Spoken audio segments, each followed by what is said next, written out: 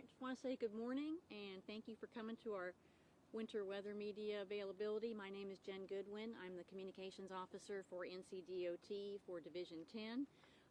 We're here to talk about our winter weather preparations. Our goal is to provide you the most current information possible to help drivers travel as safely as possible during this winter weather event. Of course, our biggest piece of advice today is to stay home. And if you don't absolutely need to go out, we want you to please stay indoors and stay safe this weekend. Follow reputable sources of information like local media, the National Weather Service, and your local emergency management agency.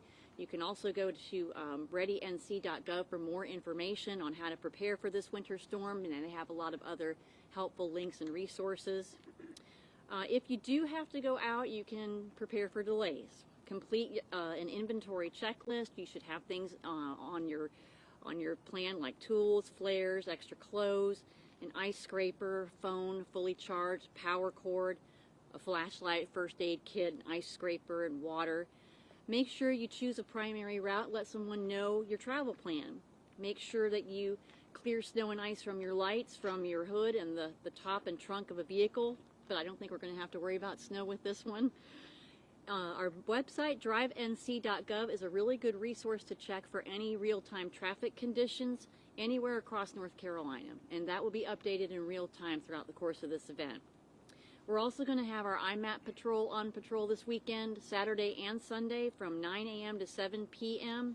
They are going to be tagging abandoned and disabled vehicles, and after 24 hours have elapsed, they will be removing them. That is an agreement that NCDOT and the Highway Patrol have in place, and that is going to be in effect, well, it's in effect right now as of 6 o'clock right now, and that's going to be in place until further notice at a time they determine. Also, if we do see a vehicle on the road that is abandoned, we're going to have our IMAP drivers check and make sure there's no one occupying that vehicle. And they will attach a small strand of yellow caution tape onto that vehicle just to confirm that it has been checked and that there is no one inside that vehicle. But if more than 24 hours passes and that vehicle is still there, it will be towed away because of the danger that it presents for people out on the roadways. So with that, we have some of our maintenance staff here. I want them to come up forward and talk about the plans that they have in place for the weekend. So first we'll hear from our Mecklenburg County maintenance engineer.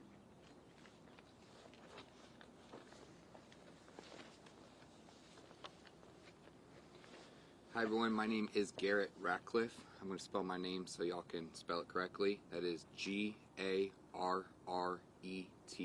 My last name Ratcliffe, R-A-T-C-L-I-F-F-E. And just to spell it again, it's Romeo, Alpha, Charlie, Tango, Lima, India, Foxtrot, Foxtrot, Echo. My title is the Mecklenburg County Maintenance Engineer. Alright. So again, my name is Garrett Ratcliffe. I'm the Mecklenburg County Maintenance Engineer. I oversee the NCUS and secondary roads here in Mecklenburg County. My co-worker here, who will introduce himself in a little bit, he oversees the interstates in the Mecklenburg County system here.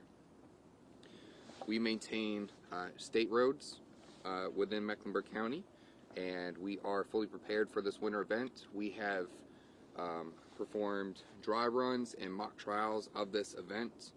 We have prepped our equipment and calibrated our equipment so we are ready to go, make sure that we're putting out the right amount of salt. We have held training opportunities for our employees to make sure they are ready to go. And of course, we also had a little event last weekend as another trial run for this event. Our folks are ready and prepared for anything that we may see this weekend. We have 28 total employees, half of which are with our maintenance unit, half come from another unit that are assisting us. We have 14 trucks in operation and 3 motor graders for the in-house equipment. We also have 20 contractors that are going to be running around as well and assisting us to clear out the roads here in North Carolina, in Mecklenburg County, excuse me. We are planning at starting operations tomorrow at 2 p.m. and then we're going to switch our folks at the 7s. So we're going to do 12-hour shifts 12-hour shifts. That will allow our folks to catch breaks and get the rest that they need so they can continue going for the entire duration of this event. As you know, we have already pre-treated our roadways by placing brine. We completed those operations yesterday. We have placed brine on our primary roads. That includes our interstates, NC, and US routes. We believe brine is a very effective pre-treatment method in order to tackle accumulation of ice and snow that may hit our area. We have several other methods and tools to combat snow and ice accumulation during the event. It is a calculated process, and we like to choose the right method at the right time. We look at several factors, including the temperature, the amount of precipitation, the type of precipitation, we look at timing, we look at the amount of sunlight. We also look at the number of drivers on the road, as well as several other factors. Speaking of the number of drivers, we ask that drivers stay home for this event. We could do our job a whole lot safer and more effectively if there are no additional drivers on the roadways. Let us do our jobs. We'll make sure we open up those roads as soon as we can. Our road clearing policy dictates that we start on our primaries, which include interstate, NC, and US routes, and we do not move to our secondary routes until those are fully cleared. So we focus on the through lanes first, then we go down to the turn lanes, followed by the shoulders.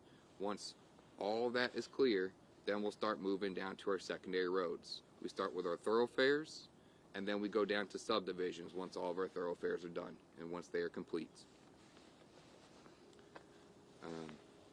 That's all I have.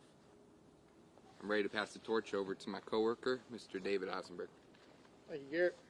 I'd rather just say ditto to that. We can all go home, but I do have a few things to address with our interstate routes. Once again, just like Garrett said, my name is David Eisenberg. Eisenberg spelled I-S-E-N-B-E-R-G. I'm the freeway program manager for Division 10, which covers Mecklenburg, Cabarrus, and Union counties. So currently, our plan, we have 13 NCDOT staff members and 8 contract inspectors that will be coming in some point in time tomorrow as the storm starts. We have 445 contractor staff planning to assist us with this operation, and that includes our 105 contract plow trucks and brine trucks that will be on the road. So our brining operations are complete, just as Mecklenburg's is. We do plan on starting sometime midday tomorrow, preparing and staging for the actual event that's impending. Let's see. So our interstates are about 1,100 lane miles of roadway that we cover within, like, as I said, Anson, Mecklenburg, and Union counties. Those roads includes I-77, I-85, I-485, I-277, US 74, and the US 74 bypass. So our plan is right now is to utilize our salt and blend treatments as best we can to combat the weather. And our contract trucks will also be prepared to plow snow or ice should it be needed. So that's all I have as well. Jen, pass it back to you. That's pretty much what we have to summarize our operations. So if you guys have any questions for our group, okay, Katie? Yeah, Jen, first question for you. A lot of people might be wondering, is it possible to run out of salt or brine with what we're expecting this weekend? And if that does happen, what do you do? Okay. So we are actually fully stocked on our salt right now, and you could also see it in the background. All of our yards have full amounts of salt, so we are fully prepared to handle this event and take care of anything that needs to happen. Sort of a related question, because I think our colleagues at Channel 9 had reported that NCDOT was having trouble maintaining its salt stockpile, I guess, because of storms in other parts of the country. Mm-hmm. So I guess how are you guys doing with that? That's not accurate. There were some other counties in the foothills and mountains that were dealing with other events, but they had already had supplies on order, and so they were not going without. They just had to wait for more to come in, but they were not in need. And we also have the capability to shift resources within our own divisions or other divisions that can help us if we are in need. We just checked our stats this morning. We're at capacity, and we have more coming next week, so we're in good shape. Do you know how much salt you guys have on hand right now, and maybe how much you guys have already spread? We have not actually spread any. Sorry, apologies. We have not actually spread any at this time. We've just been placing the brine. As far as how much, I think we can leave that. We'll probably get back to you. Let us run the numbers. I don't know that number off the top of my head. What's here? This has got 1,500 tons. I believe so. Yeah, I But believe we'll this give you one the- location does, but we can come back and fill you in later about exactly the total. Could you reiterate you said that you went ahead and pre-treated roads. When was that done again, and which major thoroughfares were already pre-treated? So we pre-treated the roads yesterday. We started operations at 7 a.m. on Thursday. We completed all the pre-treatment by about 5 p.m. 10 p.m. 10 p.m. Excuse me. All the interstates, NC, and U.S. routes have been treated with brine, and we only focus on our primary roads for our pre-treatment. A lot of people woke up to wet ground, obviously. How does that impact any work that you all have done to try to get ahead of what we're seeing this weekend? Oh, that's a great question. I know that's a big concern for some folks. So the reason why we put down brine is because we still believe it is effective, even though it is a little bit wet outside. The water can dilute the brine, but based on the weather that we've seen so far and what we are projecting, we still believe that brine will still be a very effective method to combat the ice accumulation early on in the storm event. Let's say you've got a tree blocking a roadway. Do you have chainsaw crews? Is that DOT? Yes. Yep, very good question. We actually have contract cut and shove crews to handle any type of trees that come down on our state roadway system. We have them placed in 4 different parts of the county, so whatever crew is closest is going to be dispatched to take care of those trees. How quick do you think the crew can get out there? Just depends. Depends if the drivers stay off the road and clear the roads. We'll get out there as soon as we can. Because they are stationed at 4 different parts of the county, they should be able to get out there very quickly to cut and remove those trees from those roadways. With the ice accumulation, we are expecting some trees to go down, and that's why we took measures ahead of time to prepare and make sure we're fully staffed to take care of those trees. Now, if trees fall on Duke Power lines, I believe Duke Power is coming on out, and they're going to address those for safety reasons. As you guys mentioned, this isn't going to be a snow event. You're more concerned about freezing rain and sleet, and there may be a changeover at some point over the weekend. Does that affect your abilities in any way? Are there any challenges that maybe ice may present that snow necessarily doesn't? We are fully prepared to take care of anything that arises. We have transportation for our crews to get to and from their house, but we also offer them to stay on the yard and sleep to make sure they can attend their shifts the next day. So we will make sure that we are fully staffed and ready to go to take on any problem that occurs. Does that I was sort of curious, like how your operations change your shift depending on if you're expecting more snow versus more ice. What's the difference? I don't want to get too technical about all the different methods because we have a whole arsenal of different methods based on, like I said, the precipitation, the temperature, the amount of drivers, the amount of sunlight. It could also impact the last time we actually placed a round of salt. All those different factors go into play with our determination of what we need to do for that next round of application or our next combative measure in order to defeat that ice. So I can't speak specifically until we're actually in the event. Well, I guess what I meant like is, do you do things differently if you're expecting a lot of snow versus up to an inch of ice? Yes, we do. What do you do? It really depends. So it depends on the temperature and everything else. I can't give specific measures per se. I just know that we do different things. If we get dry snow, we would plow a whole lot more. If we have a lot more ice, we have several different measures, whether it's placing salt. If it's too cold, we could place a blend, which includes some calcium with our brine in order to really combat that ice accumulation. We have several other methods, like having motor graders on standby so that they can go ahead and cut all that ice off of the roadway with ease. So we have several different measures, just depends on the temperature and how much ice and the type of weather. Those are just some of the strategies that we use. I hope that answered your question. You start off with a little bit of brine, which is, you start off with brine. It's a little bit of a mixture of salt and water, 23% salt to water. It's effective only to a certain temperature. Then you can add some blend to it, which is a little bit more calcium. and then we can maybe mix in a little bit of salt to try to help break the ice up some, and then maybe put some sand on it to get it hopefully a little bit more traction and break the ice up a little bit. But again, fighting all the elements that they're talking about, sometimes maybe a little help from Mother Nature would be nice to try to get some melting. But you know, we're at the mercy of the weather, and we're going to use everything we have available, all of our resources, to try to get it to melt and try to get the roads open again.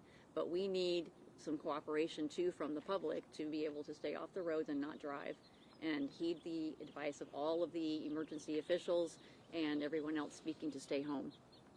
Are you all expecting, I know with the lows, it's all up in the air right now, but the refreeze possibility Sunday into Monday, Monday into Tuesday, how many days out are you preparing to have to treat roads?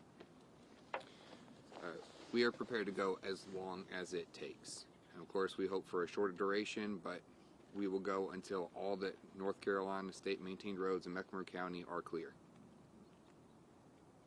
If you had to give residents one piece of advice heading into this weekend, what would it be? We would just ask if residents can stay home and allow us to be able to do our job safely and effectively. If they are off of the roadway, it helps us take care of those roads even quicker.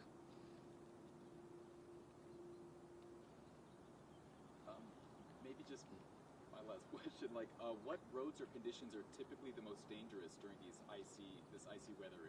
Is it like bridges and overpasses, side streets? Bridges and overpasses typically are the most dangerous when temperatures get cold, but we do have an arsenal of methods to help combat that and try to treat the ice and increase the level of safety for all roadways, including bridges and culverts.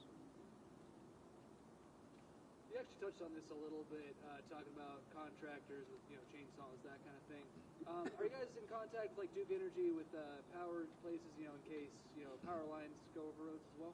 Yes, we do have contacts. We have contacts with Duke Power, and they're going to be informing us about different power outages and where trees might have fallen.